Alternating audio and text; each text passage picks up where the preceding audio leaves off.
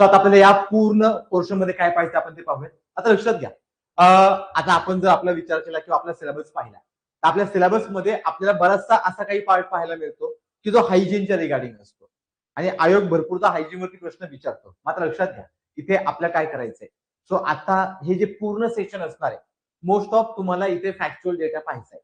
तर त्याचबरोबर आपला जो कन्सेप्च्युअल डेटा आहे तोही आपल्या इथे कव्हर होणार आहे. मात्र लक्षात घ्या जर आपण पूर्ण हायजीनचा विचार केला तर हायजीनच्या रिगार्डिंग आता आपण जो डिसीज पाहणार आहे किंवा जो आता आपण चॅप्टर घेणार आहे तो सगळं आपण ह्युमन डिसीज बद्दल बोलणार आहे, म्हणजे मानवी रोगाबद्दल बोलणार आहे की जो आपला एक आरोग्यशास्त्राचा एक भाग असेल. मात्र लक्षात घ्या आता मी तुम्हाला आधी कल्पना देतो की आयोग प्रश्न कसा विचारतो, आपल्याला कळेल की आपल्याला या चॅप्टरकडे पाहताना कोणता अप्रोच ठेवायचा आहे. तर आयोग इथे मेडिसिन वरती प्रश्न विचारतो किंवा एखाद्या टॅबलेट असेल किंवा एखादी वॅक्सिन असेल त्यावरती प्रश्न विचारतो. इव्हन आयोगाने आता 2025 मध्ये प्रश्न विचारलेले आहेत तशा पद्धतीने.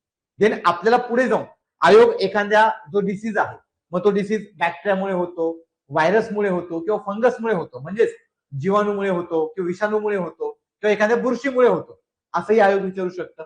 इव्हन आयोग त्यांचे कॉझिंग एजंट म्हणजे कोणत्या टाईपच्या बॅक्टेरियामुळे तो आजार होईल किंवा कोणत्या टाईपच्या व्हायरसमुळे तो आजार होईल असेही प्रश्न आयोगाने विचारलेले आहेत. मात्र लक्षात घ्या तुम्हाला फोकस कुठे करावा लागेल तर कॉझिंग एजंट, डिसीजचं नाव, देन कॉझिंग एजंट म्हणजे रोगकारक की कुणामुळे तो आजार होतोय या गोष्टीकडे फोकस करावा लागेल. त्याचबरोबर त्यासाठी कोणती टेस्ट आहे, टेस्ट म्हणजे जसं आपण कोरोनामध्ये पाहायचो की आपण आरटीपीसीआर करायचो की ज्यामधून आपल्याला कळायचं की आपण पॉझिटिव्ह आहोत की निगेटिव्ह आहोत. सो ते तशीच टेस्ट आपल्या भरपूर आजारांसाठी इथे पाहायची आहे. दे प्रत्येक डिसीजला काहीतरी मेडिसिन असणार आहे, इव्हन काहीतरी त्यांची लक्षणं असणार आहे, इव्हन त्यांना काही वॅक्सिन असणार आहे. या सगळ्यांचा स्टडी आपण इथे करणार आहे. मग लक्षात घ्या जर आपण पहिला डिसीज पाहिला तर एक नंबरच डिसीज आपल्याला कोणता पाहायला मिळतो, टायफॉइड. आता टायफॉइडला पाहताना आपण काय करणार आहेत लक्षात घ्या. सगळ्यात फर्स्ट आपण असे काही डिसीज पाहणार आहे की जे सगळे डिसीज कोणते असणार आहेत तर बॅक्टेरियल डिसीज. मात्र लक्षात घ्या आता आपल्याला इथे जे काही बोलायचं आहे मोस्ट ऑफ आपण कशाबद्दल बोलणार आहेत, बॅक्टेरियल डिसीज बद्दल बोलणार आहोत. देन आपण बोलणार आहोत आपल्याकडे असणाऱ्या व्हायरल डिसीज बद्दल की जे डिसीज व्हायरस पासून होतात त्याबद्दल बोलणार आहोत. मात्र लक्षात घ्या आयोग भरपूरदा प्रश्न विचारतो की पुढील पैकी कोणता आजार हा जीवाणूंमुळे होणारा आजार आहे आणि भरपूरदा आपण कन्फ्युज होतो की जीवाणू आणि विषाणूमध्ये. पण लक्षात घ्या जर आपण या ठिकाणी विचार केला तर आता आपण जे आजार घेणार आहोत हे सगळे आजार आपण बॅक्टेरियल आता घेणार आहेत आणि मग पुढे आपण विषाणूचे घेणार आहेत. आता एक हिंट लक्षात ठेवायची, जर आपण बॅक्टेरियापासून होणारा आजार पाहिला किंवा बॅक्टेरियापासून होणाऱ्या आजाराचा विचार केला तर मोस्ट ऑफ इथे असणाऱ्या कॉझिंग एजंटच नाव आपल्या डिसीजला पाहायला मिळतं. आता इथे जर आपण कॉझिंग एजंट पाहिला तर इथे कॉझिंग एजंट कोण आहे, साल्मोनेला टायफी. आणि टायफीमुळे होणारा आजार कोणता आहे, टायफॉइड. तुम्हाला सांगायचं काय, जर आपण कॉझिंग एजंटचे शेवटचे शब्द पाहिले त्या शेवटच्या शब्दांपासूनच आपण त्या आजाराचं नाव पाहतो. आता इथून पुढे आपण जेवढा डिसीज पाहू, लक्षात घ्या मी काय म्हणतोय, इथून पुढे आपण जेवढे डिसीज पाहू डिसीज मध्ये एक क्रम लक्षात ठेवायचा. सगळ्यात फर्स्ट आपण घेणारे डिसीजचं नाव, म्हणजे आपल्या डिसीजचं नाव फोकस करावं लागेल. सेकंड आपण घेणारे त्यांच्यामध्ये जीवाणूंचं नाव. जीवाणूंचं नाव म्हणजे कोणता बॅक्टेरियापासून किंवा कोणत्या बॅक्टेरियाचा कॉझिंग एजंट आपल्या बॉडीमध्ये कॉज झालाय की ज्यामुळे आपला हा आजार होतो. सगळ्यात महत्वाचा आहे. इव्हन मी ते आयएमपी म्हणून ठेवतो कारण आयोगाने भरपूरदा याच्यावरती पीवायक्यू विचारलेले आहेत. सो आपल्याला इथे फोकस करावं लागेल. देन पुढे आपल्याला काय करायचंय की त्या जीवाणूचा प्रसार कसा होतो. सिंपल आहे, काही प्रसार हवेमार्फत होत असेल, काही कॉन्टॅक्ट मध्ये आल्यामुळे होत असेल, काही फूड मार्फत होत असेल, म्हणजे आपल्याला यांचा प्रसार समजून घ्यायचा आहे. देन पुढे आपल्याला काय पाहायचंय की त्यांचा इम्पॅक्ट कोणत्या अवयवांवरती होतो, म्हणजे आपल्या बॉडीचा असा कोणता ऑर्गॅन असेल की ज्या ऑर्गॅनवरती आपण यांचा परिणाम पाहतो की यांचा इम्पॅक्ट पाहतो. तर आपल्याला इथे ऑर्गॅनचं स्टडी करायचंय.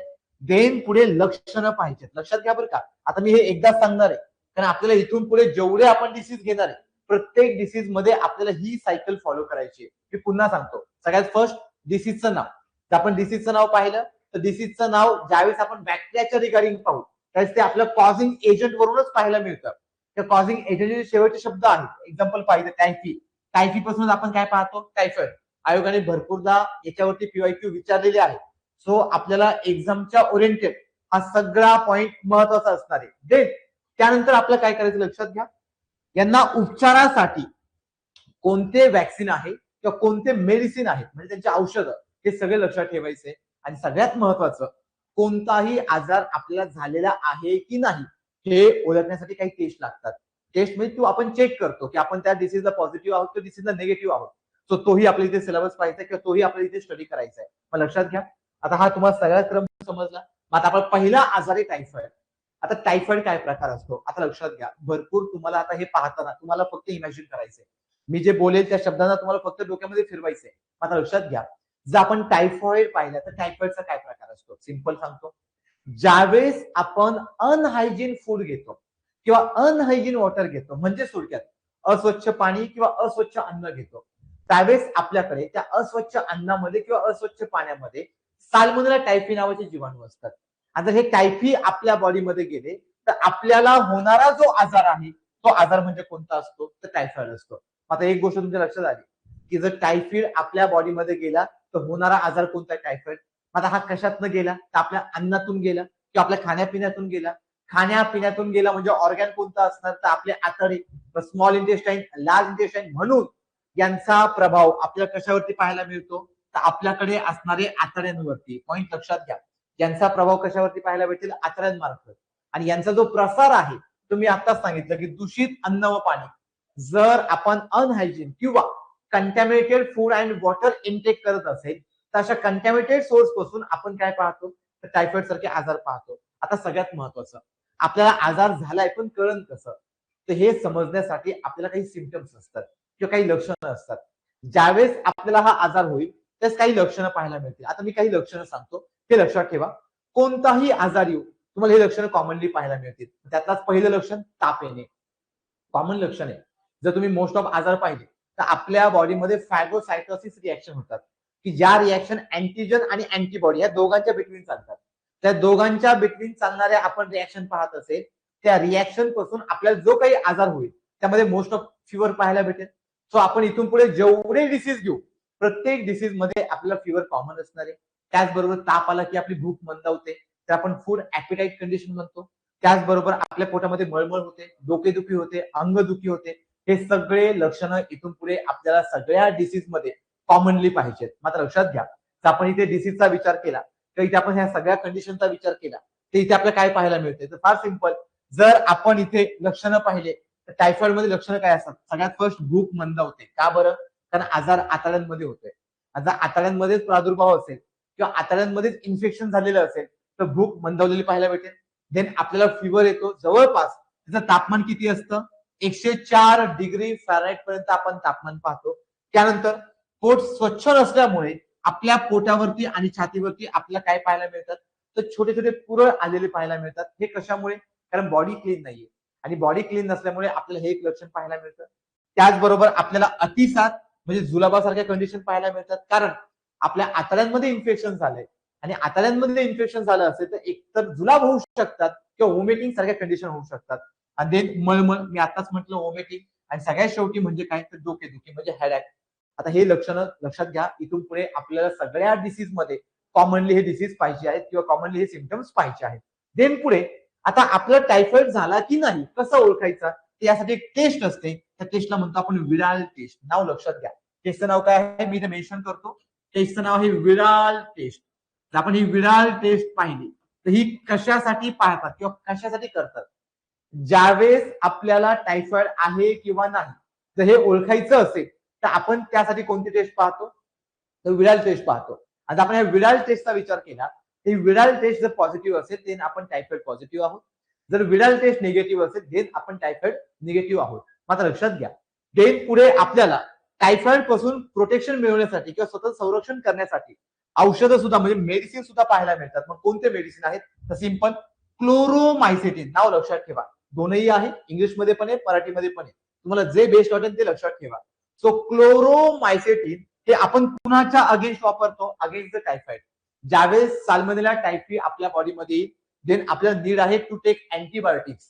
आणि असं अँटीबायोटिक कोणतं घेतो आपण तर क्लोरोमायसिटिन. किंवा आपल्याला एक वॅक्सिन पण अवेलेबल आहे, आपण लस पण घेऊ शकतो. मग लसचं नाव काय आहे टॅब लस, की जिचं प्रमाण किती आहे 0.5 ml. हे लक्षात राहू द्या. बरं मी पुन्हा सांगतो, हा पूर्ण चॅप्टर आपल्याला मोस्ट ऑफ फॅक्च्युअल डेटामध्ये पाहायला भेटणार आहे. लक्षात घ्या, पूर्ण चॅप्टर मोस्ट ऑफ आपल्याला फॅक्च्युअल डेटामध्ये पाहायला भेटणार आहे. जर पूर्ण चॅप्टर फॅक्च्युअल डेटामध्ये पाहायला मिळत असेल तर आपल्याला इथे most of factual data cover करावा लागेल. मग लक्षात घ्या, याचं प्रमाण किती आहे 0.5 ml. आणि ही घेतात कशी, तर त्वचेच्या खालच्या थरामध्ये घेतात. हे लक्षात राहू द्या. आयोगाचे प्रश्न आहेत की लस कुठे घेतली, त्वचेमध्ये घेतली, त्वचेच्या खालच्या थरामध्ये घेतली किंवा ओरली घेतली, किंवा काही वॅक्सिन एडिबल वॅक्सिन असतात की जे आपण फूड मध्ये मिक्स करून कन्झ्युम करतो. मग लक्षात घ्या, तर इथे आपण विचार केला तर आपण ही जी लस आहे ही त्वचेच्या खालच्या थरामध्ये घेतो. आणि जर त्वचेच्या खालच्या थरांमध्ये घेत असेल तर त्या लसला आपण काय म्हटलं, टॅब लस. त्याचबरोबर अजून एक नवीन लस सुद्धा पाहायला मिळते की जी आपण कुणाच्या अगेन्स्ट पाहतो, तर आपल्याकडे असणाऱ्या टायफॉइडच्या अगेन्स्ट पाहतो. ती लस म्हणजे कोणती आहे, आपल्याकडे टाईजला, नाव लक्षात घ्या. आणि दुसरी कोणती आहे, टायफिन VI. सो ह्या पण वॅक्सिन्स आहेत की ज्या अगेन्स्ट टायफॉइड काम करतात. मग लक्षात घ्या, आता आपण एक आजार पाहिला तो म्हणजे टायफॉइड. टायफॉइडलाच आपण काय म्हटलं मराठीमध्ये, विषमज्वर. आणि मी इथे मेन्शन पण केलंय PYQ, कारण आयोगाचे भरपूरदा याच्यावरती PYQ आलेले आहे. सो आयोगाच्या अँगलने लक्षात घ्या, आयोगाच्या अँगलने one of the most important topic आहे.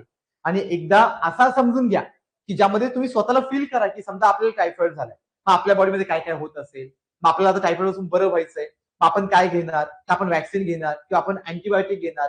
मग अँटीबायोटिक कोणती घेणार, तर एक्झाम्पल क्लोरोमायसिटिन घेणार, मग आपल्याला बरं वाटणार. कारण ते अँटीबायोटिक बरोबर टायफॉइडच्या अगेन्स्ट किंवा साल्मोनेला टायफी यांच्या अगेन्स्ट वर्क करतील आणि आपल्याला डिसीज फ्री करतील.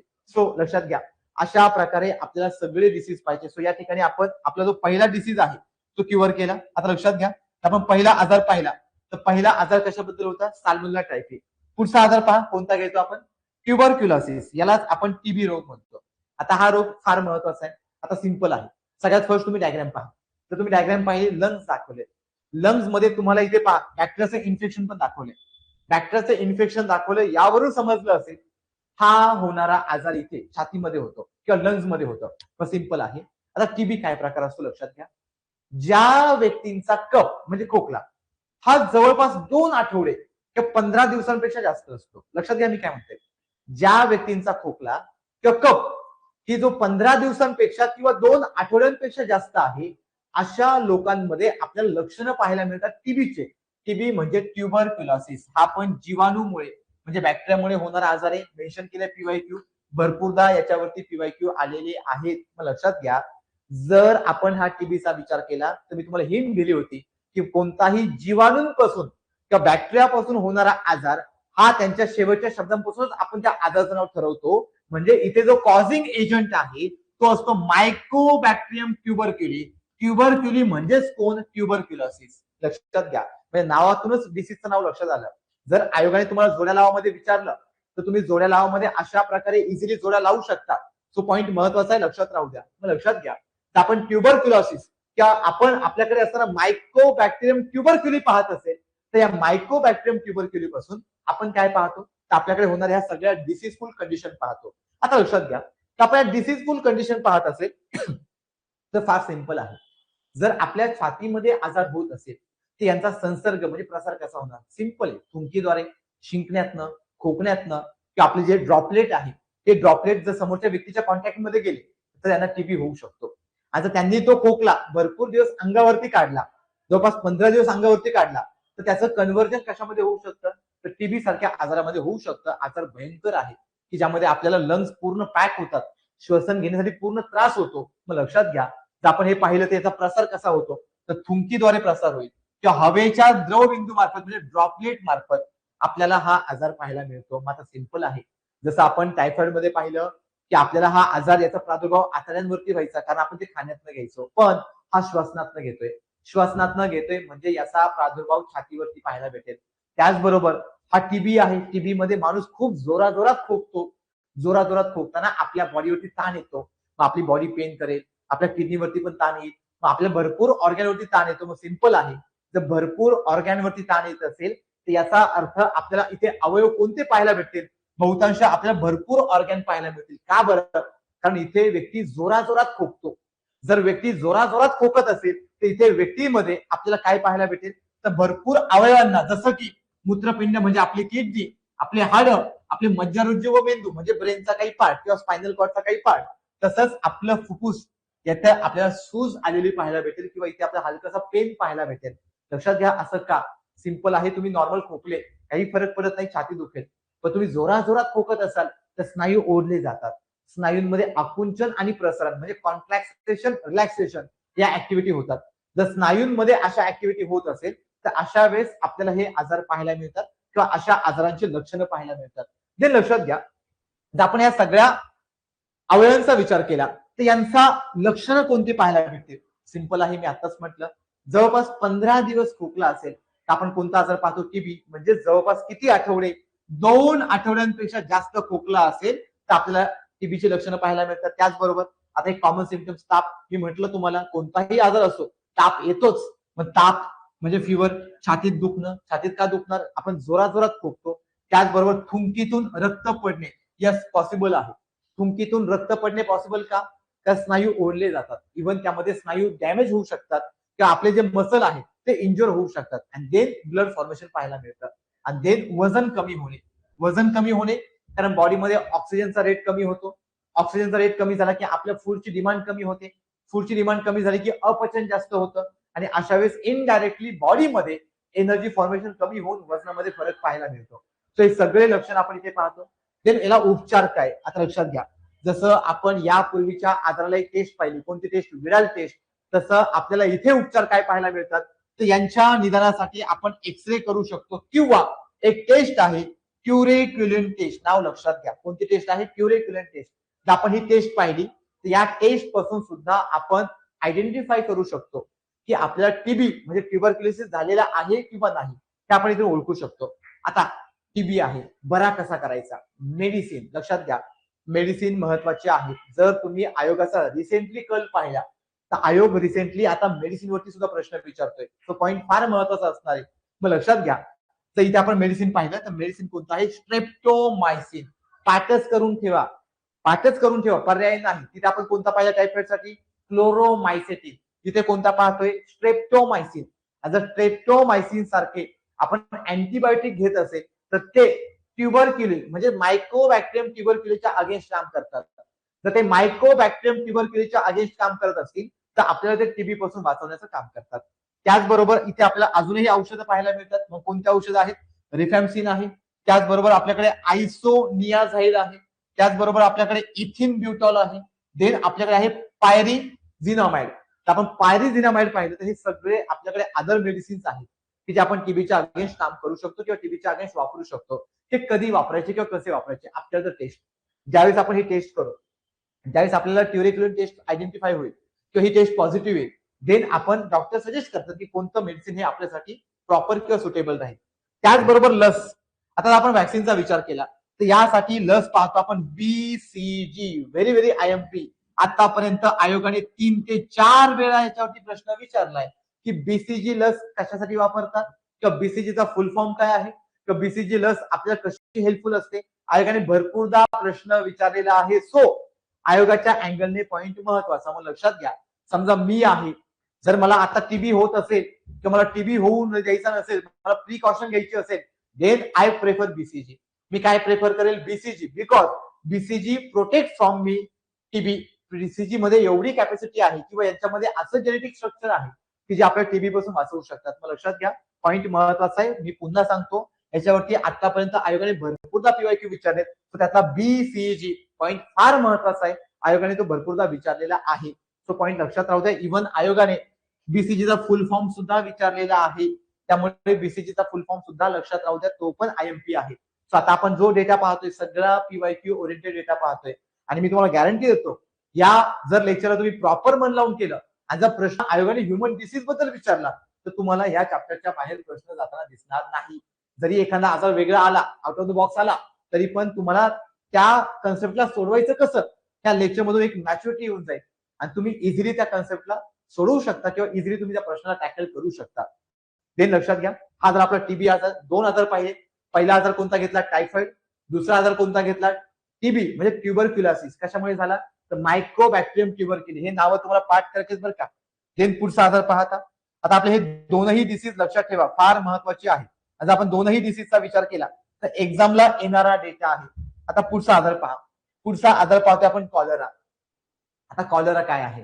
आता हे सगळे आजार आता आपण इथून पुढे याच मेथडने घेणार आहोत. म्हणजे आपल्या इथे हाच अप्रोच ठेवायचा आहे. कॉझिंग एजंट, त्यांचे सिम्पटम्स, देन त्यांच्यामध्ये असणारे जे काही अवयव आहेत, कोणत्या अवयवांवरती प्रादुर्भाव होतो, देन मेडिसिन कोणती आहे, वॅक्सिन कोणती आहे, टेस्ट कोणती आहे आणि प्रिकॉशन किंवा त्यांचा प्रसार कसा होतो तेही आपल्याला ते पाहिजे. मग लक्षात घ्या. आता कॉलरा, जर कॉलरा आपण पाहिलं तर हा होतो व्हायब्रिओ कॉलरी किंवा व्हिब्रिओ कॉलरी. आपण व्हिब्रिओ कॉलरी पाहिलं. आता मी पुन्हा सांगतो, जेवढे जीवाणूंपासून होणारे आजार आहेत, म्हणजे जेवढे बॅक्टेरियल डिसीज आहेत, all bacterial disease start from their end name, त्यांच्या एंड नेम पासून चालू होतात. So cholerae, Vibrio cholerae is the causing agent. हे कॉझिंग एजंटचं नाव आहे. आणि जर व्हिब्रिओ कॉलरी हे कॉझिंग एजंटचं नाव असेल तर यांच्यापासून होणारा आजार म्हणजे कोणता आहे, तर कॉलरा डिसीज आहे. लक्षात घ्या, यांच्यापासून होणारा आजार म्हणजे कोणता आहे, तर कॉलरा डिसीज आहे. मग यांचा प्रसार कसा होतो, जसं टायफॉइडचा होतो सेम. जर दूषित अन्न किंवा पाणी, that is a contaminated food and water, म्हणजे अनहायजीन कंडिशन मधलं किंवा अस्वच्छ आपण अन्न घेत असेल, जर त्या अन्नामध्ये व्हिब्रिओ कॉलरी असेल तर लक्षात घ्या आपल्याला कोणता आजार होण्याचे चान्सेस आहेत, कॉलरा. सिंपल आहे. एक गोष्ट नेहमी लक्षात ठेवायची, खाण्यापिण्यातनं जर काही आजार होत असेल तर मळमळ होणे, ओमेटिंग होणे, जुलाब होणे, लूज मोशन होणे, देन बॉडी डिहायड्रेशन मध्ये जाणं, असे लक्षणं पाहायला मिळतात. हे लक्षात घ्या, फार महत्वाचं आहे.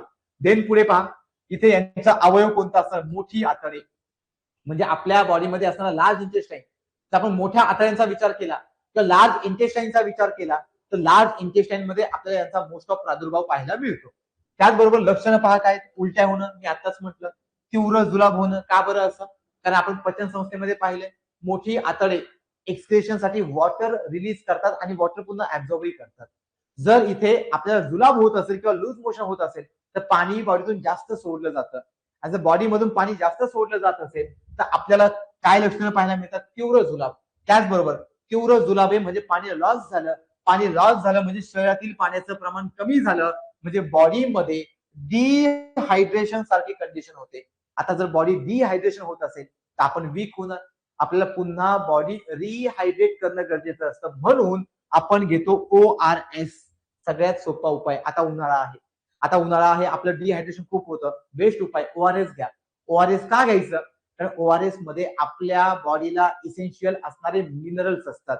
जर आपण हे सगळे मिनरल्स घेत असेल त्या मिनरल्स पासून आपली बॉडी पुन्हा हेल्दी राहण्यासाठी मदत होते. Because the source of rehydration, हा सोर्स कुणाचा आहे, रिहायड्रेशन. त्याचबरोबर लक्षणं काय, त्वचा सुकते. का बरं, बिकॉज पाण्याचं प्रमाण कमी झालं, डोळे खोल जातात, पायामध्ये गोळे येतात, पोटात दुखतं. का बरं, कारण पोटात होणारा आजार आहे, आतड्यांमध्ये होणारा आजार आहे. म्हणून आपल्याला ऍबडॉमिनल कॅव्हिटी म्हणजे आपला जो पाऊच लाईक स्ट्रक्चर आहे तिथे बॉडी पेन पाहायला मिळतो. आता मी तुम्हाला म्हटलं ORS घ्यायचं. आता ORS काय आहे, ORS आहे ओरल रिहायड्रेशन सोल्युशन, की जे आपल्या बॉडीमध्ये वेगवेगळे घटक देतं. आता ORS चे घटक कोणते माहिती असू द्या, हे तुम्हाला एक्झाम साठी महत्वाचं आहे, हे तुम्हाला डेली लाईफ साठी सुद्धा महत्वाचं आहे. आपण भरपूरदा ORS घेतो, पण ORS चे घटक कोणते हे आपल्याला माहित असायला हवं. मग लक्षात घ्या, ORS मध्ये पाहायला मिळतं सोडियम क्लोराईड, त्याचं प्रमाण किती आहे, 2.6 ग्रॅम पर लिटर. देन पाहायला मिळतं पोटॅशियम क्लोराईड, यांचं प्रमाण किती आहे, 1.5 ग्रॅम पर लिटर. देन पाहायला मिळतं ग्लुकोज. आता ग्लुकोज फार महत्वाचं, कारण एनर्जी डाऊन होते आणि एनर्जी पुन्हा रिफिल करण्यासाठी कोण महत्वाचं आहे, ग्लुकोज, की ज्याचं प्रमाण किती आहे, 13.5 ग्रॅम पर लिटर. आणि सगळ्यात शेवटी काय पाहायला मिळतो, ट्राय सोडियम सायट्रेट, की ज्याचं प्रमाण किती आहे, 2.9 ग्रॅम पर लिटर. हे सगळे घटक आपल्याला इसेन्शियल असतात आणि ज्यावेळेस आपलं डिहायड्रेशन होतं त्यांचं अमाऊंट कमी होतं. म्हणून यांचं अमाऊंट वाढवण्यासाठी आपण काय घेतो, ORS घेतो. त्याचबरोबर यांच्या विरुद्ध एक लस पण आहे, लसचं नाव लक्षात ठेवा, हाफकिन लस. लक्षात घ्या, IMP आहे. कोणती लस, हाफकिन लस. सो हाफकिन लस कुणाच्या अगेन्स्ट वापरतात, अगेन्स्ट द कॉलरा. मग लक्षात घ्या, तर आपण हे सगळे डिसीज पाहिले. तर आतापर्यंत आपला तिसरा डिसीज झाला. मी पुन्हा रिपीट करतो, पहिला डिसीज कोणता पाहिला, टायफॉइड. दुसरा कोणता पाहिला, TB. आणि तिसरा कोणता पाहतोय आपण, कॉलरा. किंवा कॉलरा हा कशामुळे होतो, तो व्हिब्रिओ कॉलरीमुळे होणारा हा आजार आहे. देन पुढचा आजार पहा, पुढचा आजार कोणता पाहतोय आपण, घटसर्प. घटसर्पलाच आपण काय म्हणतो, डिप्थेरिया. आता तुम्हाला इथे त्रिगुणी लस पाहिजे. त्रिगुणी लस म्हणजे अशी वॅक्सिन आपण पाहणार आहे, वॅक्सिन एकच पण 3 वेगवेगळ्या आजारांवरती ती लस वापरतात. जर 3 वेगवेगळ्या आजारांवरती आपण एकच लसचा प्रकार वापरत असेल तर ती लस कोणती, त्यात आपल्या इथे पाहायचं. लक्षात घ्या, जर आपण इथे घटसर्प आजार पाहिला किंवा डिप्थेरिया पाहिला, तुम्ही इथे डायग्राम पहा, अंदाज येऊन जाईल की काय प्रकार आहे. तर डिप्थेरिया कशामुळे होतो, तर बॅक्टेरियाचं नाव काय, नाव आहे कॉर्नी बॅक्टेरियम डिप्थेरी. इव्हन तुम्हाला हे वाचायला अडचण होत असेल तर इंग्लिशमध्ये पहा, कॉर्नी बॅक्टेरियम डिप्थेरी. आता डिप्थेरी आहे, डिप्थेरी पासून होणारा आजार डिप्थेरिया. लक्षात घ्या, डिप्थेरियाला मराठीमध्ये आपण घटसर्प म्हणतो. आणि जर आपण या आजाराचा विचार केला, प्रसार कसा होतो, हवेमार्फत म्हणजे ड्रॉपलेट, म्हणजे आपलं खोकणं, शिंकणं किंवा आपली जी थुंकी आहे त्याचे जे ड्रॉपलेट आहे, ड्रॉपलेट मार्फत होतं. मग अवयव कोणता, लंग्स. लक्षात घ्या, तर ते ड्रॉपलेट नाकावाटे आत जाणार आहे. ते नाकावाटे आत जात असेल तर त्यांना फिल्टर करण्याचं काम, त्यांचा कॅरी करण्याचं काम श्वसन संस्था करते. आणि श्वसन संस्था जर त्यांना फुफ्फुसामध्ये घेऊन जात असेल किंवा लंग्स मध्ये घेऊन जात असेल तर आपल्याला त्यांचा प्रादुर्भाव कशामध्ये पाहायला मिळतो, तर आपल्या अवयव म्हणजे श्वसन संस्था, हे माहिती असू द्या.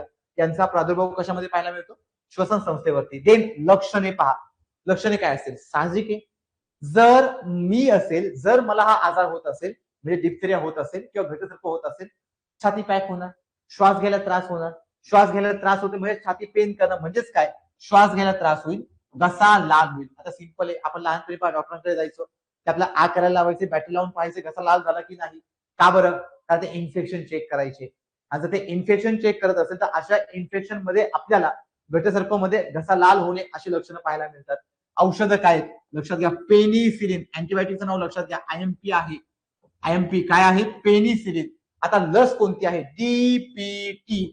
आता लक्षात घ्या, इथून पुढे आपण 3 आजार घेणार आहोत. आता हे डीपीटी 3 आजारांचं नाव आहे. 3 आजारांवरती एकच लस चालते, म्हणून याला त्रिगुणी लस म्हणतात. मग लक्षात घ्या, D for diphtheria, D for काय, डिप्थेरिया. पी म्हणजे काय, पर्टिसिस. नाव लक्षात घ्या, पी म्हणजे पर्टिसिस आणि टी म्हणजे टीटी, टिटॅनियस, जे आपण धनुर्वात म्हणतो. मग लक्षात घ्या, 3 आजारांसाठी एकच लस चालते. मग म्हणून त्याला आपण म्हणतो त्रिगुणी लस, म्हणजे तिघांपैकी कोणताही आजार होऊ आपण एकच लस घेतो. लक्षात ठेवा. लक्षात राहत नसेल, एक शॉर्टकट की बनवा, एक नाव लिहा साईडला, डीपीटी. लिहा, D for diphtheria, P for pertussis. पर्टिसिसला मराठीमध्ये म्हणतात डांग्या खोकला, म्हणजे होपिंग कप, म्हणजे जोराजोरात येणारा खोकला. आणि टी म्हणजे धनुर्वात, म्हणजे टिटॅनियस. या तिघांसाठी एकच लस चालते, म्हणून याला आपण त्रिगुणी लस म्हणतोय. त्रिगुणी, त्रि म्हणजे 3, 3 वेगवेगळ्या आजारांसाठी वापरणारी एक लस. आता लक्षात घ्या, तर आपण यांचा विचार केला तर ही आपण कशासाठी वापरतो, डिप्थेरियासाठी. सेम पुढचा आजार घ्या, डांग्या खोकला. डांग्या खोकला म्हणतात पर्टिसिस. पर्टिसिस म्हणजे होपिंग कप. महत्वाचं आहे, मेन्शन केले पीवायक्यू, कारण आयोगाने याच्यावरती पीवायक्यू विचारलेले आहेत. मग लक्षात घ्या, यांचा कॉझिंग एजंट कोण असेल, हेमोफिलस पर्ट्युसिस. लक्षात घ्या, पर्ट्युसिस पासून कोणता आजार पाहिला आपण, पर्ट्युसिस. देन यांचा प्रसार कसा होईल, हवेमार्फत, म्हणजे ड्रॉपलेट हवेमार्फत होते. म्हणजेच अवयव कोणता असेल, श्वसन संस्था. दोघंही श्वसन संस्था. लक्षणं काय असतील, तीव्र खोकला आणि छातीत दुखणे. लक्षात घ्या, खोकला आहे, कप असणार. जर आपल्याला कप आहेत म्हणजे आपण जोराजोरात खोकणार. जोराजोरात खोकताना छातीमध्ये असणारे अल्व्होलाई किंवा ब्रोनकाय किंवा ब्रोनकायलस हे कॉन्ट्रॅक्सेशन अँड रिलॅक्सेशन करणार, म्हणजे आपल्याला बॉडीमध्ये पेन पाहायला भेटणार, म्हणजे छातीत दुखणार. देन अशा वेळेस आपण उपचार घेतो. कोणती लस घेतो, डीपीटी, सेम लस. मी पुन्हा सांगतो, जर तुम्हाला अशा त्रिगुणी लस आल्या, एक सिंपल काम करायचंय, यांना शॉर्ट फॉर्म मध्ये लक्षात ठेवायचं की डीपीटी आपण कुठे वापरतो किंवा डीपीटी आपण कशासाठी वापरतो, कारण हे तुम्हाला एक्झाम साठी फार महत्वाचं असणार आहे. सो आता हा आजार झाला आपला. या पुढे आता डीपीटी मधला आपला टी पाहायचा आहे की टी आपण कुठे वापरतो. या पुढे आता पुढे आहे धनुर्वात. धनुर्वात म्हणजे टिटॅनियस. आता हा आजार डेंजर आहे. आता लक्षात घ्या, जर आपल्याला एखादी गंजलेली वस्तू, एक्झाम्पल समजा माझ्या हातामध्ये लोखंड आहे, लोखंड गंजले, लोखंड म्हणजे फेरस. गंजते म्हणजे काय, आता जर तुम्ही केमिस्ट्रीमध्ये घ्या, केमिकल रिएक्शन एक चॅप्टर आहे, रासायनिक अभिक्रिया. त्यामध्ये आपण रिएक्शन पाहतो की like as a decomposition reaction. पण लोखंडाचं गंजते म्हणजे लोखंड डिकम्पोज होत चाललंय. की आपण कधी कधी कॉम्बिनेशन रिएक्शन पाहतो. कॉम्बिनेशन रिएक्शन मध्ये समजा हे फेरस, फेरसची रिएक्शन ऑक्सिजन सोबत झाली तर तयार होईल ferrous oxide. So it is one of the combination reaction. आज आपण ही कॉम्बिनेशन रिएक्शन पाहत असेल आणि जर आपल्याला तेच लोखंड लागलं तर फेरस ऑक्साईड मध्ये आपल्याला पाहायला मिळतो या टाईपचा जीवाणू की ज्याचं नाव आहे क्लोस्ट्रिडियम टिटॅनी. आणि टिटॅनीमुळे जो आजार होतो इट इज कॉल्ड एज टिटॅनियस. आयोगाचा पीवायक्यू आहे. आणि तो आपल्या ब्रेनला डॅमेज करण्याची पॉवर ठेवतो, म्हणजेच तो आपला central nervous system that is a CNS यांना डॅमेज करण्याची ताकद ठेवतो. लक्षात घ्या, रेबीज आणि टीटी हे 2 आजार फार धोक्याचे असतात. म्हणून आपण जर कधी लोखंड लागलं किंवा कुत्र चावलं तर लगेच हॉस्पिटलमध्ये जाऊन इंजेक्शन घेणं फार मस्ट असतं, कारण ते आपल्या बॉडीमध्ये सेंट्रल नर्वस सिस्टीमवरती डॅमेज करतात. आणि जर सेंट्रल नर्वस सिस्टीम डॅमेज झाली तर आपण काय बिहेव करतो कळत नाही. लक्षात घ्या, फार हे डेंजर डिसीज आहे, म्हणून लोकांना लागलं की पटकन ते गव्हर्नमेंट हॉस्पिटल जाऊन ते इंजेक्शन घेणं गरजेचं असतं. मग लक्षात घ्या. सो यांचा प्रसार कसा होईल? ओल्या जखमेतून. अवयव कोणता? मध्यवर्ती चेतासंस्था, यालाच म्हणतात सेंट्रल नर्वस सिस्टीम, यालाच म्हणतात सीएनएस. यात आपण पाहिलं लक्षणं काय? दात खिळी बसते, तीव्र ताप येतो, तीव्र वेदना होतात. उपचार काय? लस एकच. आता पाहिलं आपण डीपीटी. डीपीटी म्हणजे कोणती लस? त्रिगुणी लस. नावं लक्षात घ्या. आणि याला असं शिका, प्रत्येक आजार स्वतःला फील करा की झालाय, आपण काय करणार? मग वॅक्सिन घेणार, मेडिसिन घेणार. मग मेडिसिन कोणती घेणार? नाव पाठ करा. इव्हन 2-3 वेळा त्याला बोला, पाठ होऊन जाते. लक्षात घ्या, फार अवघड नाही. फक्त त्याला विथ कॉन्फिडन्सने सॉल्व्ह करणं गरजेचं आहे. स्वतः आपण डीपीटीचे आजार पाहिले. आता पुढे पुढचा आजार आहे आपला निमोनिया. आता निमोनिया कशामुळे होतो? निमोनिया होतो डिप्लोकोकस निमोनियामुळे किंवा डिप्लोकोकस निमोनिया एक फॅमिली आहे. जर आपल्याकडे हा निमोनिया, अजून एक आहे स्ट्रेप्टोकोकस निमोनिया पण आहे. नावं लक्षात घ्या. सो आपल्या 2 फॅमिली पाहायला मिळतात. एक स्ट्रेप्टोकोकस निमोनिया पण आहे की ज्याच्यामुळे आपल्याला निमोनिया हा आजार पाहायला मिळतो. याच्यावरती तुम्हाला एक ग्रिफिथ एक्सपेरिमेंट पाहायला भेटेल की ज्यांनी 4 उंदीर घेतले होते, 4 उंदरांवरती हा प्रॅक्टिकल केला. हे तुम्ही लक्षात राहू द्या. इव्हन तुम्ही ते 12वी मध्ये असताना शिकला पण असतात. ग्रिफिथ एक्सपेरिमेंट की ज्यांनी आर्टिफिशियल ज्यांनी माऊस घेतला, माऊस म्हणजे उंदीर घेतले आणि उंदरांवरती स्ट्रेप्टोकोकस निमोनियाचे 2 स्ट्रेन वापरले. एक आर स्ट्रेन, एक यस स्ट्रेन. आता मी जास्त खोलवरती जात नाही, पण माहिती असू द्या, महत्वाची थेरी आहे. सो तिथून आपल्याला एक निमोनिया पाहायला मिळतो. याच्यावरती सुद्धा आयोगाचे पीवायक्यू आहे. याच्यावरती सुद्धा आयोगाचे पीवायक्यू आहे. तो जीवाणूचं नाव पाहिलं. प्रसार कसा होईल? हवेमार्फत. अवयव कोणता? सेम. निमोनिया होतो म्हणजे छाती पॅक होते. लक्षात घ्या, निमोनिया आणि कोरोना यांचे लक्षण आपल्याला सेम पाहायला मिळायचे. आणि या दोनही आजारांमध्ये छातीमध्ये कप वाढायचा आणि छातीमध्ये कप वाढला की कप वाढल्यामुळे आपली छाती पॅक व्हायची. छाती पॅक झाली की श्वसन घ्यायला त्रास व्हायचा आणि छाती पूर्णच पॅक झाली की इव्हन आपली डेथ पण व्हायची. लक्षात घ्या. तो दोघांचे लक्षण मोस्ट ऑफ सेम पाहायला मिळतात. अवयव कोणता असेल? फुफ्फुसावरती सूज येणे, म्हणजे आपल्याला प्रादुर्भाव कुठे पाहायला भेटेल? तर लंग्स वरती. देन लक्षण काय असेल? छातीत दुखणे, श्वसनासाठी त्रास होणे. औषधं काय? तर लक्षात घ्या, निमोनियाला बरं करण्यासाठी आपण मोस्ट ऑफ पेनिसिलिन टाईपचं मेडिसिन वापरतो. माहिती असू द्या, आयोगाने आता 25 मध्ये पॅरासिटामॉल विचारलं होतं. लक्षात घ्या, वन ऑफ द अँटीबायोटिक आहे ते. त्यात पण आपल्याला प्रकार पाहायला मिळतात. Some antibiotic are the broad spectrum आणि काही कसे असतात नॅरो स्पेक्ट्रम की जे पर्टिक्युलर टाईपच्या बॅक्टेरियाला किल करतात. बट ज्यावेळेस आपल्याला कोणत्याही आजाराचं निदान होत नाही, देन डॉक्टर सजेस्ट करतात to take the broad spectrum antibiotic to kill all type of bacteria. लक्षात घ्या, त्यांच्याकडे पॉवर असते की ते नंबर ऑफ बॅक्टेरियांना किल करू शकतात. आता लक्षात घ्या, तर आपण हे सगळे आजार पाहिले. सगळे आजार एक्झाम ओरिएंटेड आहेत. सगळे आपल्या हे नावं लक्षात ठेवावीच लागतील. या पुढच्या आजाराकडे या. पुढचा आजार कोणता आहे आपल्याकडे? लेप्रसी. आता लेप्रसी तुम्ही डायग्राम पाहून घ्या, तुम्हाला कळून जाईल. लेप्रसी म्हणजे याला मराठीमध्ये म्हणतात कुष्ठरोग. लक्षात घ्या. मग हा कशामुळे होईल? महत्वाचा आजार आहे बरं का. याच्यामध्ये आपण भरपूर काम पाहतो की आपले जे आमटे आहेत, आमटे फॅमिली याच्यावरतीच काम करते आपल्या लेप्रसीवरती. त्याच्यावरती सुद्धा आयोगाचे पीवायक्यू आहेत. मग लक्षात घ्या, आपण लेप्रसी पाहिलं तर कुष्ठरोग आपल्याला कशापासून पाहायला भेटेल? तर जीवाणूंचं नाव, बॅक्टेरियाचं नाव काय आहे? Mycobacterium leprae. मी पुन्हा सांगतो, जे जीवाणूंचे सरनेम आहेत, जे जीवाणूंचं शेवटचं नाव आहे, त्या नावावरूनच आपण डिसीजचं नाव पाहतो. सो मायकोबॅक्टेरियम लेप्रीमुळे पाहायला मिळतं लेप्रसी. लेप्रसी म्हणजे कुष्ठरोग. प्रसार कसा होतो? संपर्कात आल्यामुळे. समजा मला लेप्रसी आहे, मला कुष्ठरोग आहे, तुम्ही माझ्या संपर्कात आला, तुम्हाला हा आजार होण्याची संभाव्यता आहे.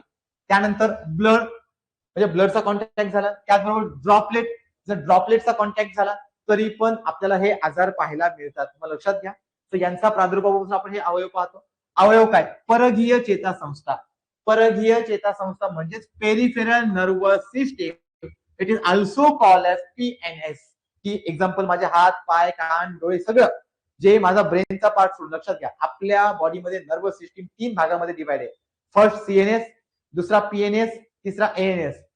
सीएनएस म्हणजे सेंट्रल नर्वस सिस्टीम, पीएनएस म्हणजे पेरिफेरल नर्वस सिस्टीम, एनएस म्हणजे ऑटोनॉमिक नर्वस सिस्टीम.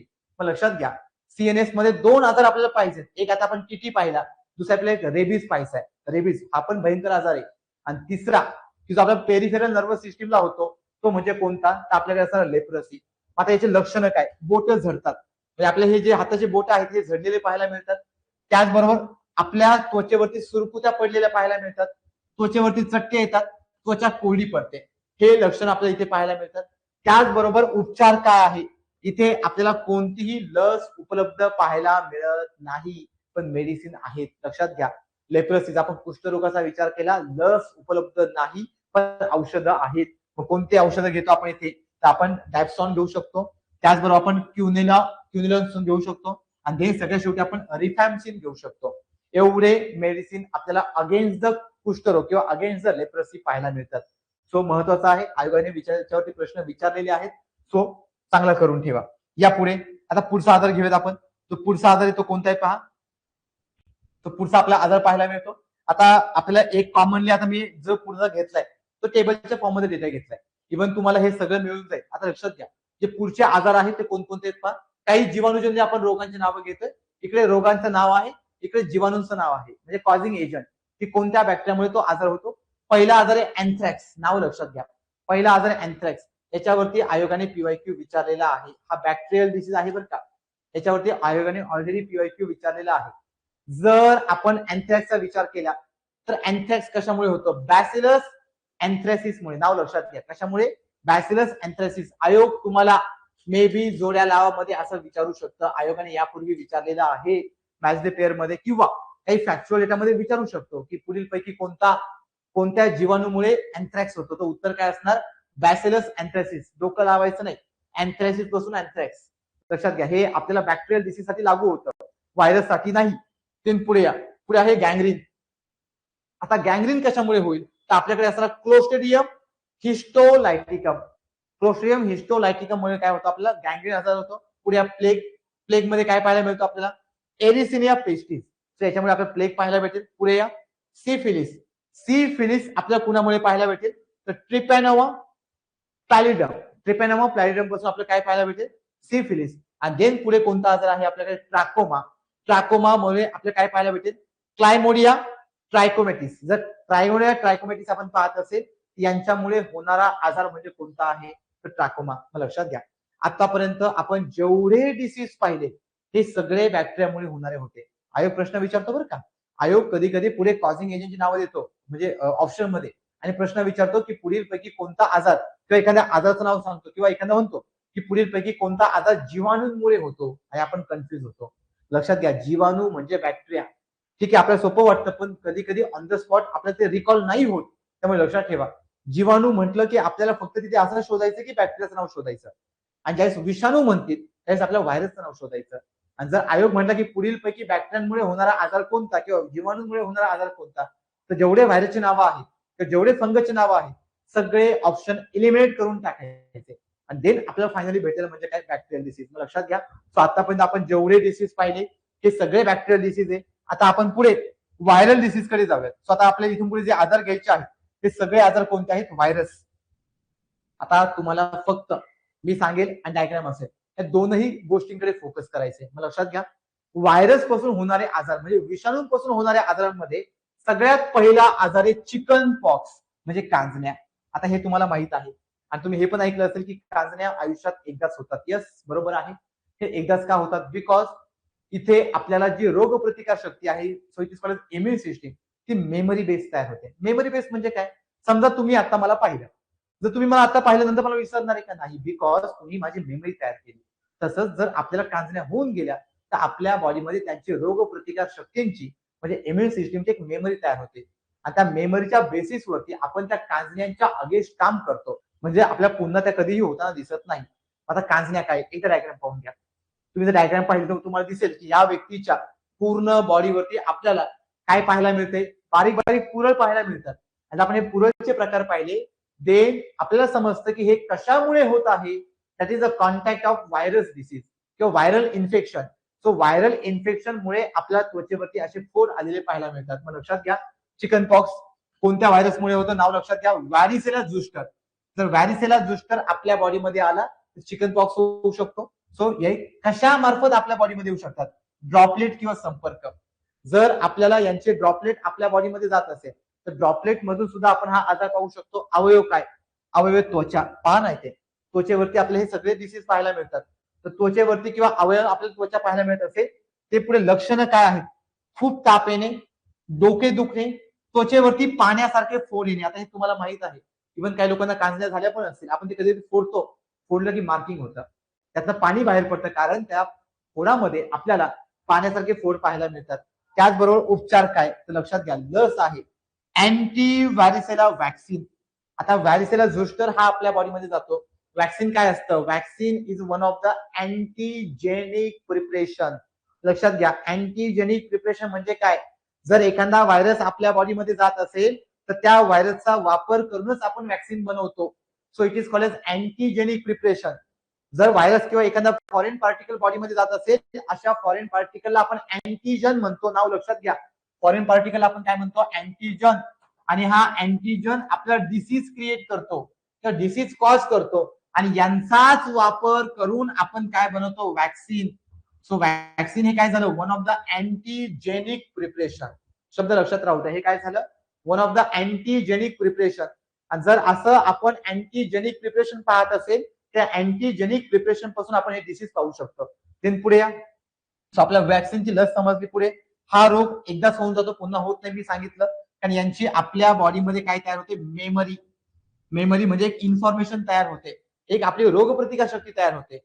देन पुढे पहा, म्हणजेच प्रतिकार शक्ती जन्मभर टिकते. थोडक्यात काय, मी आता म्हटलं मेमरी. जर आता मला लहानपणी कांजण्या होऊन गेल्या असेल तर त्या कांजण्याची आता माझ्या बॉडीमध्ये इन्फॉर्मेशन आहे की कांजण्या कशामुळे झाल्या, कशामुळे, व्हॅरिसेला झुस्टर या टाईपचा बॅक्टेरिया, सॉरी या टाईपचा व्हायरस माझ्या बॉडीमध्ये आला म्हणून तो मला आजार झाला. पण माझ्या बॉडीने त्या आजारासाठी काय तयार केलं, एक मेमरी तयार केली, आणि त्या मेमरीच्या बेसिसवरती माझी बॉडी एकदम सेफ ठेवण्याचं काम करते. सो हा जर आपल्याकडे पहिला आजार की जो विषाणूमुळे होतो. पुढचा आजार पहा कोणता घेतोय आपण, पुढचा व्हायरल डिसीज आहे स्मॉल पॉक्स, याला आपण देवी रोग म्हणतो. आता हे पाहण्याआधी एकदा डायग्राम पाहून घ्या. इथे पण आपल्याला बॉडीवरती किंवा त्वचेवरती पुरळ आलेले पाहायला मिळतात. हे पहा डायग्राम पहा, पुरळ आलेले पाहायला मिळतात, पण हे पुरळ लालसर कलरचे असतात. यांच्यामध्ये पाण्यासारखे फोड नसतात, लक्षण वेगळे आहेत. मग लक्षात घ्या, व्हायरसचं नाव पहा. व्हायरसचं नाव आहे व्हॅरिओला. सॉरी, व्हायरसचं नाव काय, व्हॅरिओला. आपण व्हॅरिओला पाहत असेल तर या व्हॅरिओलामुळे काय होतं, स्मॉल पॉक्स. ट्रान्सफर कसा होईल, द्रवबिंदू. मोस्ट ऑफ लक्षात घ्या, व्हायरस नाकातनच प्रवास करतात.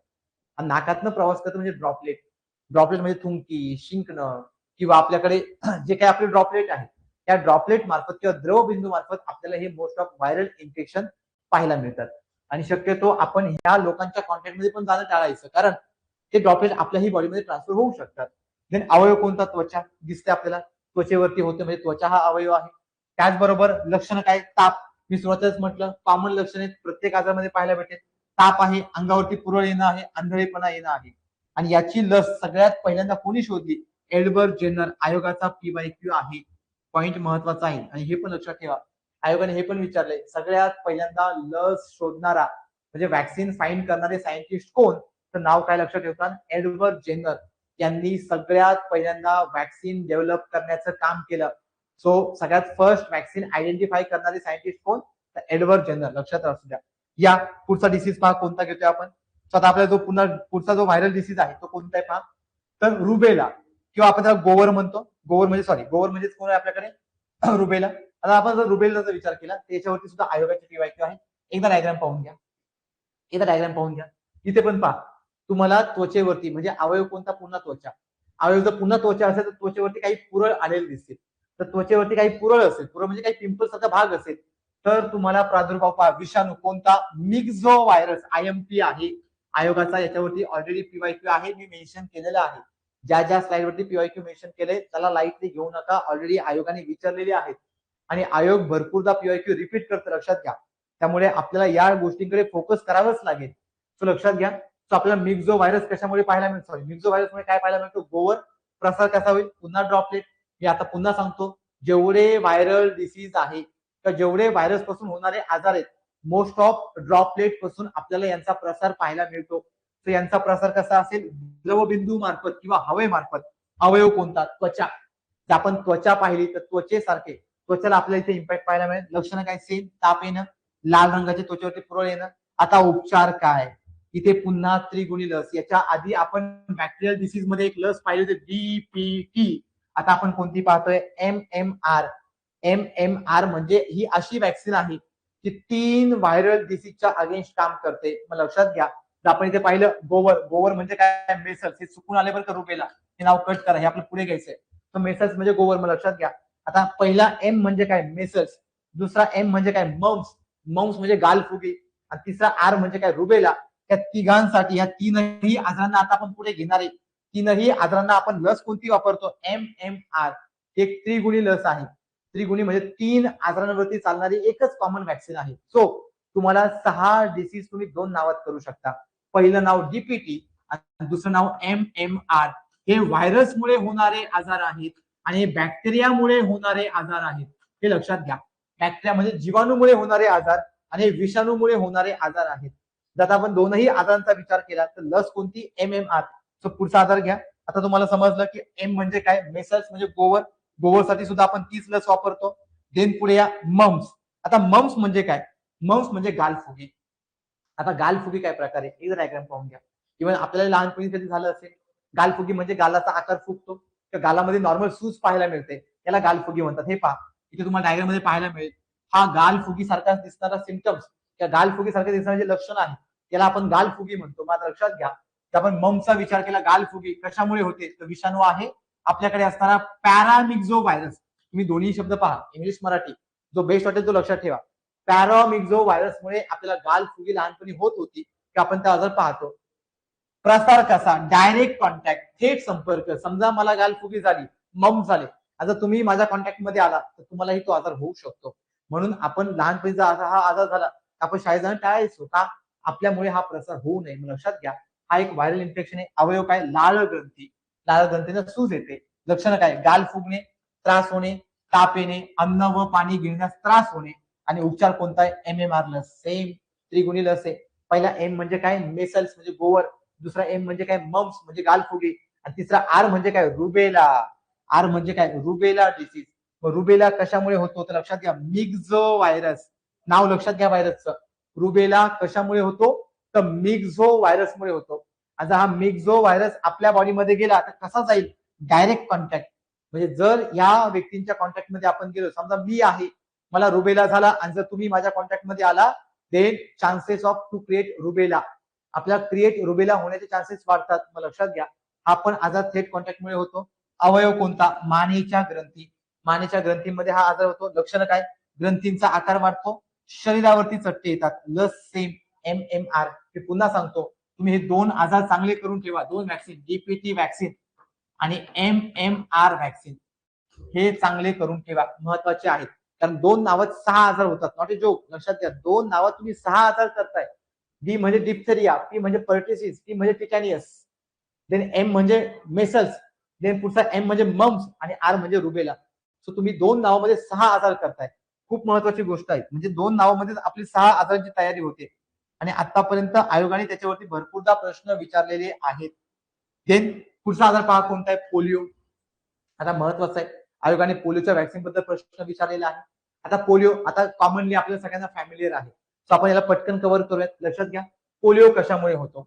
तर एन्ट्रिओ व्हायरस. आपल्या बॉडीमध्ये जर एन्ट्रो व्हायरस आला, लक्षात घ्या, आपल्या बॉडीमध्ये जर एन्ट्रो व्हायरस यांचा प्रादुर्भाव होत असेल तर आपल्याला होणारा आजार म्हणजे कोणता? तर पोलिओ.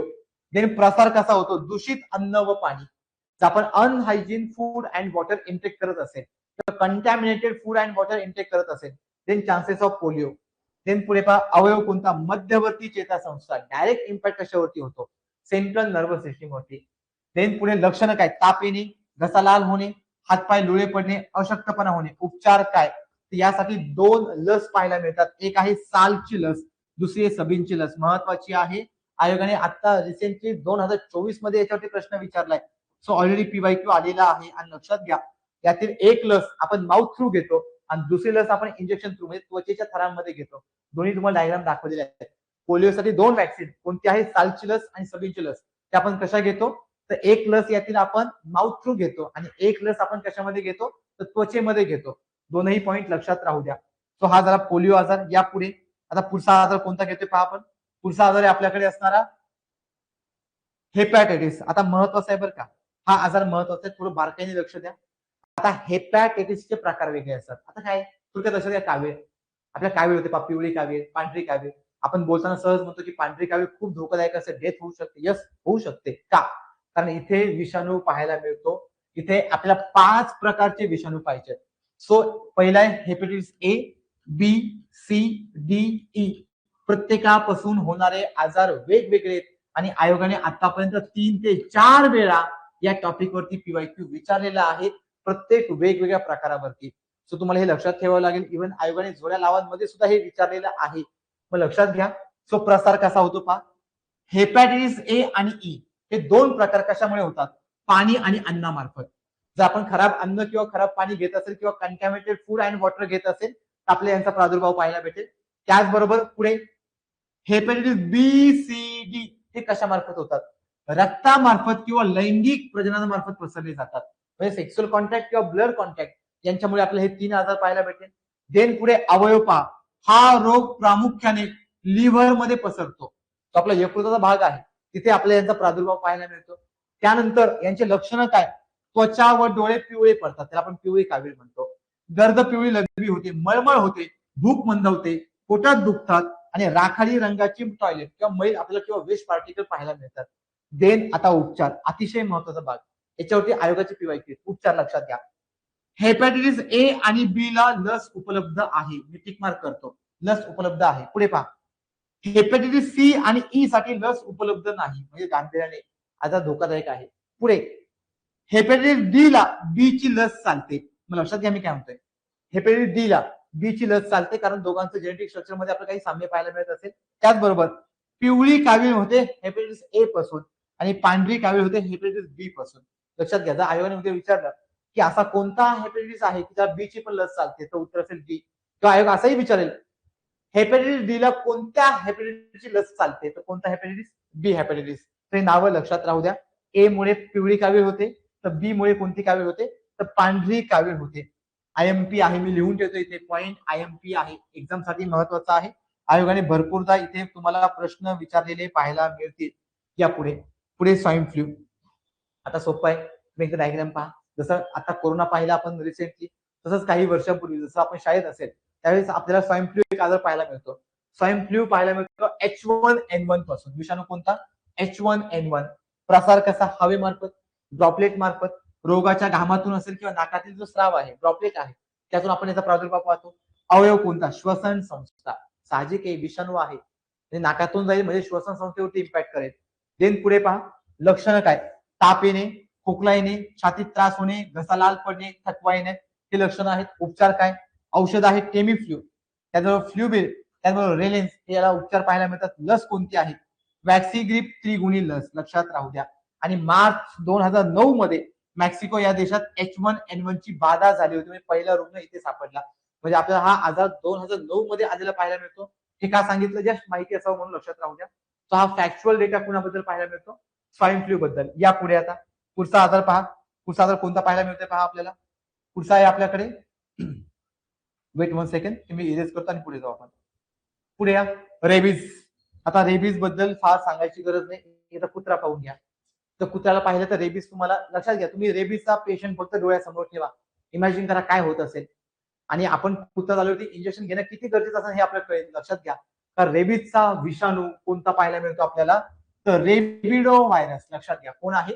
रेबिडो व्हायरस. यामुळे आपल्याला रेबीज आजार पाहायला मिळतो. प्रसार कसा होतो? कुत्रा, ससा, माकड, मांजर हे सगळे सस्तन प्राणी आहेत. आणि आयोगाने भरपूर वेळा सस्तन प्राण्यांवरती प्रश्न विचारलेला आहे. सस्तन प्राणी म्हणजे ज्यांना स्तन ग्रंथी असतात, ते ज्यांना मॅमरी ग्लॅंड असतात, अशा प्राण्यांना आपण सस्तन प्राणी म्हणतो. आता अशा आपण सस्तन प्राणी पाहत असेल तर अशा सस्तन प्राण्यांमुळे आपल्याला कोणता आजार होऊ शकतो? रेबीज होऊ शकतो जर त्यांना झालेला असेल तर.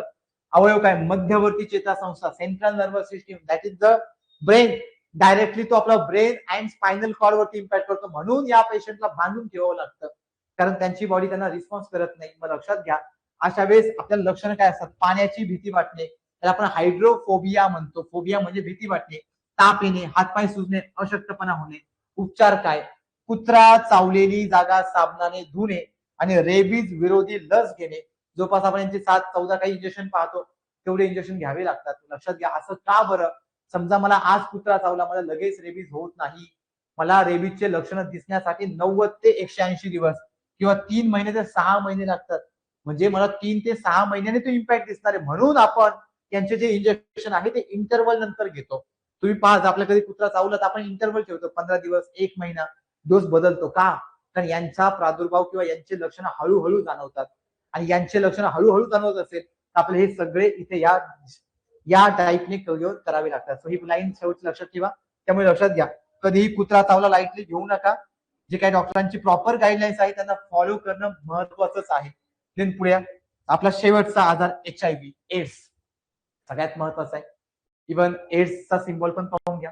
आता एड्स बद्दल काही फारसं बोलण्यात नाही, तुम्हाला सगळं माहिती आहे की HIV कशामुळे होतो, सेक्सुअल कॉन्टॅक्टमुळे होतो किंवा ब्लड कॉन्टॅक्टमुळे होतो. आता HIVचा व्हायरस कोणता ते पण लक्षात घ्या. HIV हाच व्हायरस आहे. HIV म्हणजे human immuno virus. Then HIV मध्ये आपल्याला RNA पाहायला मिळतो की ज्याला आपण SSRNA म्हणतो. ते लक्षात घ्या. त्या विषाणूचा जो डायमीटर आहे तो जवळपास आपल्याला 100 नॅनोमीटर पाहायला मिळतो. एड्स म्हणजे काय, ऍक्वायर्ड इम्युनो डेफिशियन्सी सिंड्रोम. हा एक ऍक्वायर्ड म्हणजे मिळवलेला, हा आपल्याला इनहेरिटन्स आजार नाहीये. समजा मी असेल, उद्या मला जर HIV होत असेल, याचा जर मी मिळवलाय तो आजार ब्लड कॉन्टॅक्टमुळे किंवा सेक्सुअल कॉन्टॅक्टमुळे, तर हा आजार मी मिळवत असेल, देन इट इज कॉल्ड ऍक्वायर्ड. आणि असा ऍक्वायर्ड इम्युनो डेफिशियन्सी सिंड्रोम जर आपल्याला होत असेल तर यांचा प्रसार कसा होईल, इन्फेक्टेड पर्सन पासून प्रसार होईल किंवा सेक्सुअल कॉन्टॅक्टमुळे प्रसार होईल किंवा ब्लड कॉन्टॅक्टमुळे आपण याचा प्रसार पाहतो. आणि ह्या आजार झालेला आहे की नाही हे ओळखण्यासाठी आपल्याला, लक्षात घ्या, हा आजार आपल्याला झालेला आहे की नाही हे ओळखण्यासाठी आपले टेस्ट असते. ती टेस्ट म्हणजे कोणती ते पण लक्षात घ्या. यासाठी आपण पाहतो इलायझा टेस्ट. नाव लक्षात घ्यायचं आलं पण असेल. हा हे पहा, इलायझा टेस्ट. इलायझा टेस्ट, इलायझा म्हणजे काय, एन्झाईम लिंक इम्युनोसॉर्बंट ऍसिड. नाव लक्षात घ्या. आपण HIV पॉझिटिव्ह आहोत की नाही हे कोणत्या टेस्टने ओळखतात, ELISA. E for enzyme, L for link, I for immuno, S for sorbent, A for assay. तिथे फुल फॉर्म दिलेला आहे, पाहून घ्या. Enzyme link immunosorbent assay which gives the identification of HIV positive और HIV निगेटिव्ह. आपण HIV positive आहोत का negative आहे सांगण्यासाठी आपण ही टेस्ट वापरतो. जसं आपण सुरुवातीला विराल टेस्ट पाहिली होती की जी आपण कशासाठी वापरली, टायफॉइडसाठी. तर ही टेस्ट आपण कशासाठी वापरतो, तर HIV साठी. लक्षात घ्या, हा आजार झाला HIV. त्याचबरोबर HIV चा डेज पण लक्षात घ्या. आता ते मला रिकॉल होत नाही, पण कधी असतो HIV दिवस कधी आहे हे पण लक्षात ठेवा. का आयोगाने आताच रिसेंटली असाच एक आजार विचारला होता, शुगर डायबिटीज वरती. डायबिटीज डेज कधी असतो, मला वाटतं 29 नोव्हेंबर असा काहीतरी आयोगाने प्रश्न दिलता किंवा पर्याय दिला होता, मी कन्फर्म नाही पण असा एक पर्याय दिला होता. तो आपल्याला सगळे रोग आणि त्या रोगाचे दिवस कधी आहेत हे पण लक्षात ठेवावं लागेल. तो पॉईंट महत्वाचा आहे, तो लक्षात घ्या. या ठिकाणी आपला हा सगळा चॅप्टर झालेला आहे. आय होप तुम्हाला तो चांगल्या प्रकारे समजलं असेल. काही शंका आहेत का तुम्हाला, शंका असेल तर विचारा. शंका नसेल तर डन किंवा क्लिअर असं कमेंट करा, मग मी थांबतो. आणि पॉइंट महत्वाचा आहे बरं का, चांगला करून ठेवा. Yes, okay, thank you Saurabh sir. आपल्याला हे कधी पाहायला मिळतो, तर HIV दिवस कधी आहे, 1 डिसेंबर, 1 डिसेंबर. हे लक्षात राहू द्या. एक विचारतो बरं का, इव्हन मी तर तुम्हाला सजेस्ट करेन, तुम्ही एक टेबल बनवून ठेवा की ज्या टेबलमध्ये डिसीजचे नावं आणि त्यांचे काही दिवस असतात ते पण लक्षात ठेवा. आता आयोगाने रिसेंटली 25 मध्ये डायबिटीज बद्दल विचारलं होतं. आय थिंक ते 29 नोव्हेंबर की अशी काहीतरी तारीख होती. मला प्रॉपर आता रिकॉल होत नाहीये, लक्षात ठेवा. तर असाही एक तुम्ही टेबल बनवून ठेवा. ठीक आहे, थांबूयात आपण इथे. थँक्यू.